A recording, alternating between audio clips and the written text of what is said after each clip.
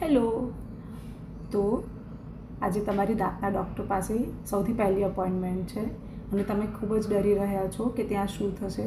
તો ચલો હું તમને આજે સમજાવું છું બિલકુલ સરળ ભાષામાં કે તમારે કઈ રીતે પ્રિપેર થઈને જવાનું છે કે જેથી કરીને તમને જરાક પણ બી ટેન્શન નહીં અનુભવાય. સૌથી પહેલી વાત, કાયમ માટે તમારા ડેન્ટિસ્ટને ત્યાં અપોઇન્ટમેન્ટ માટે થોડુંક ખાઈને જાઓ.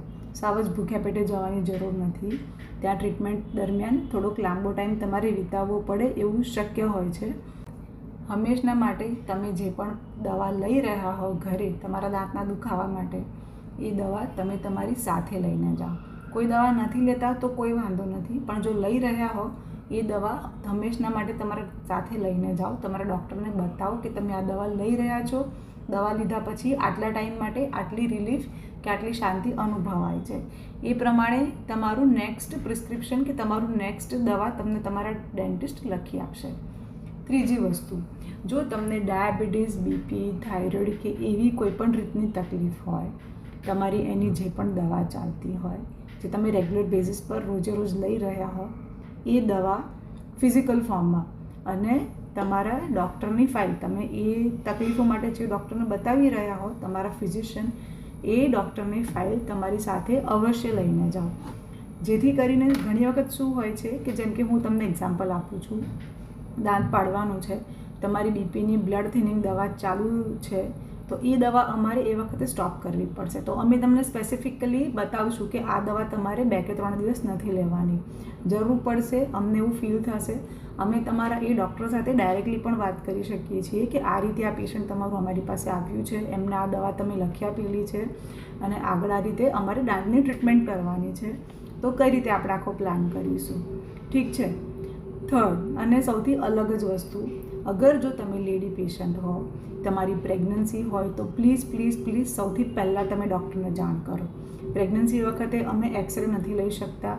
તમારી દવા તમારા પ્રેગ્નન્સીના સ્ટેજ પ્રમાણે ચેન્જ થઈ જાય છે અને કોઈ પણ દવાની અસર તમારા બાળક પર થઈ શકતી હોય છે.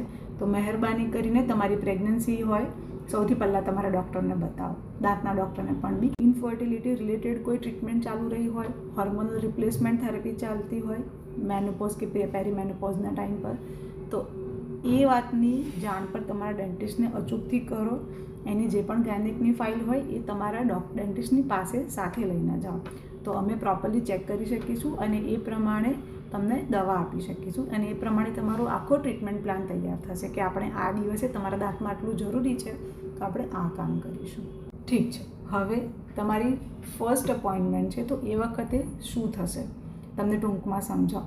સૌથી પહેલાં તમારા ડૉક્ટર તમને પૂછશે કે તમને શું તકલીફ છે, બધી વસ્તુ પૂરેપૂરી જાણશે. એના પછીથી તમારા દાંતનો ચેકઅપ કરશે, જરૂર પડશે તો એક્સરે પણ પાડશે અને એના પછીથી તમારી જે પ્રમાણે હાલત છે દાંતની, જે પ્રમાણેનો એક્સરે છે, એ બધાના ચેક કરીને શાંતિથી અમે તમને ટ્રીટમેન્ટ પ્લાન કહીશું કે આટલી ટ્રીટમેન્ટની જરૂર છે અને એ પછીથી તમે જે ટ્રીટમેન્ટની હા પાડશો એ ટ્રીટમેન્ટ સ્ટાર્ટ થશે. તો આમાં ગભરાવા જેવું કંઈ જ હોતું નથી. બિલકુલ શાંતિથી તમારા ડેન્ટિસ્ટ પાસે જાઓ, એ શું કહે છે એ સાંભળો. ગૂગલ પર કે ChatGPT પર સર્ચ કરીને જાતે ચેક કરીને ચિંતા કરવાની કે ડરવાની કોઈ જ જરૂર નથી. ઓકે.